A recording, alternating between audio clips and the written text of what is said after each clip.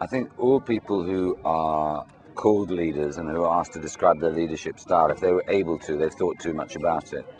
I would say that one of the key strands to any of the people I've met who've been effective leaders has been a very strong sense of purpose. And I think people have got to know when they're working with you that this is absolutely crucial what you're doing, and it's not just a question of a lifestyle choice. You really want this to happen. So tell us, are you an orchestra conductor, a jazzer or a rocker? I'm not sure I'm actually any of those things exactly. I'm a bit of all of them, but I think I'm more like a football captain that tries to lead by example on occasion and then create chaos on other occasions. Because I'm often asked what the role of a chief executive is, and I think in some organisations it's a controlling force. But I like to think that I've got people working around me who don't need that control. My role is more to shake things up all the time to make sure that we don't atrophy, because atrophy is so quick. In any organisation, you have a moment of flux and everything's exciting, and then it suddenly becomes a career path. So there's a lot of guff and stuff written in the HR community about emotional intelligence. How do you see that? I think I would interpret emotional literacy in terms of a leadership role in understanding where your colleagues are coming from. Who are they? What makes them? What turns them on? What are the things that motivate them? And also being able to take the time to read people in terms of knowing whether they're happy, whether they're overstretched. Emotional literacy is also, in my view, about understanding that most people are not, once they've got estates over their roof, actually inspired by money.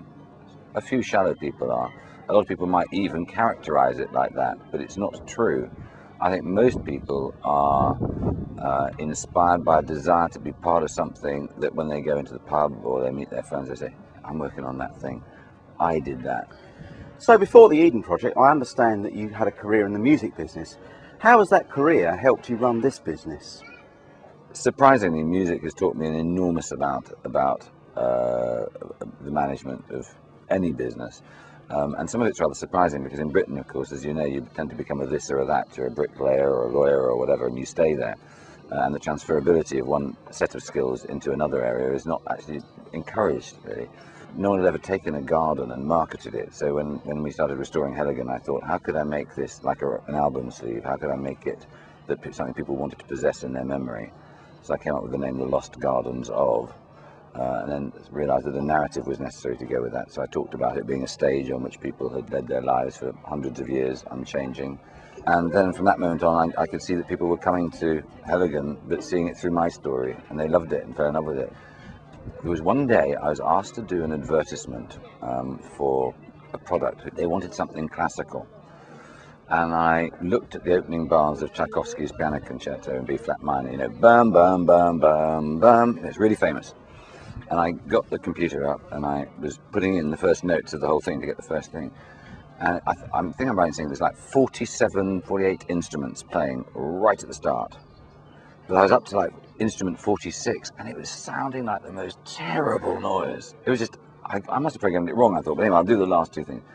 And the last two things went in and suddenly, wallop, I was like plastering against the back of the room and it was perfect.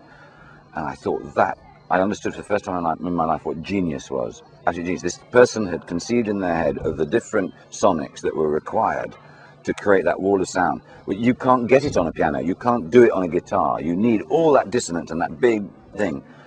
And that became for me a tremendous metaphor about building teams. And that's how I see it. I'm aware that you need the dissonance, you need the order, it's all the talents. And it's a terrible cliche. People always talk about you need all the talents.